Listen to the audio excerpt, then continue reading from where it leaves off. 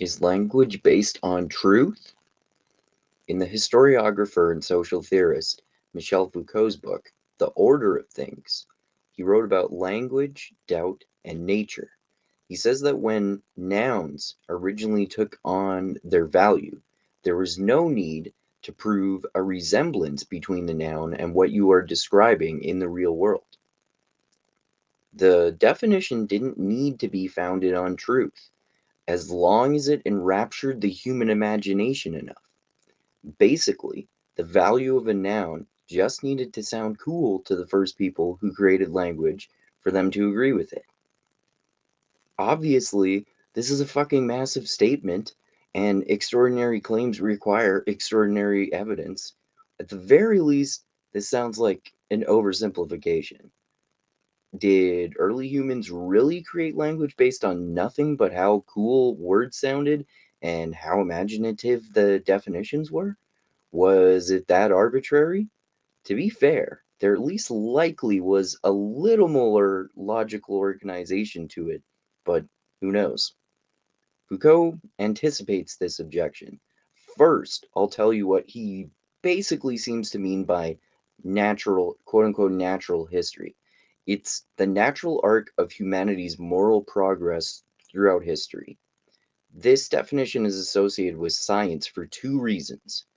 Before the words quote unquote science was invented, quote unquote natural history was basically science that ancient Greek and Roman philosophers did before there were scientists and degrees. Although I think there were primitive universities, so called primitive ones. Also, this natural arc of humanity's moral progress is a huge aspect of the ideology of the Enlightenment, which Foucault often harshly criticizes, as you know, if you've seen my many videos on Foucault. Anyway, Foucault points out that in natural history, language is apparently well constructed rather than random and not based on truth. The imaginative analogies that Enlightenment philosophers use are not guarantees, though.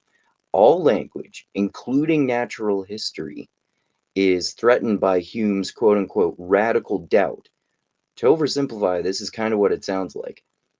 Hume certainly was not a relativist, but he thought that we should have radical doubt about everything so we can learn about it with more certainty.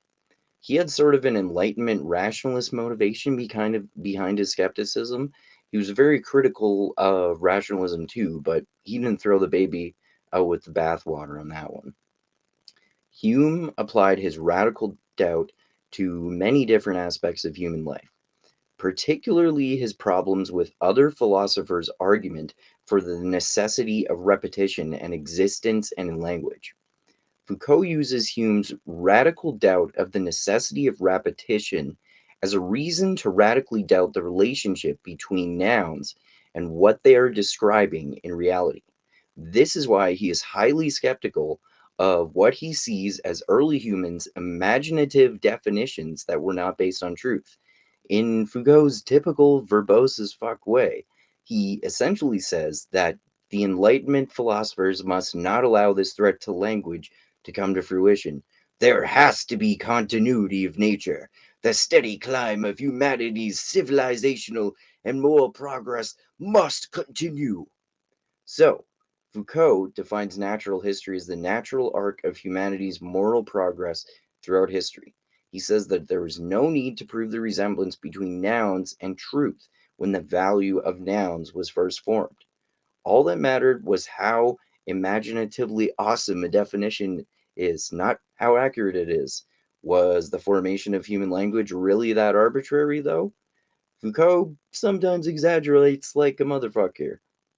He claimed that all language, including natural history, is threatened by Hume's quote unquote radical doubt. Hume meant that everything should be radically doubted in order for us to use our mighty Enlightenment rationalism and science to learn more accurate truths about reality.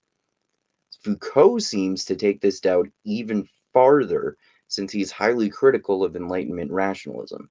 Remember, though, not only was Hume not a relativist, neither is Foucault, in spite of the endless strawmans of him by fucking dumbass pseudo intellectuals like Jordan Peterson and James Lindsay, who hypocritically see Jordan Peterson, especially, who hypocritically seems to just tie himself up in knots whenever someone asks him a question. Sometimes, as you can see in the thumbnail I'm going to include for this, it's Alex O'Connor, or formerly Cosmic Philosopher, asking him, Jordan, did you take out the trash? And he says, what do you mean by that?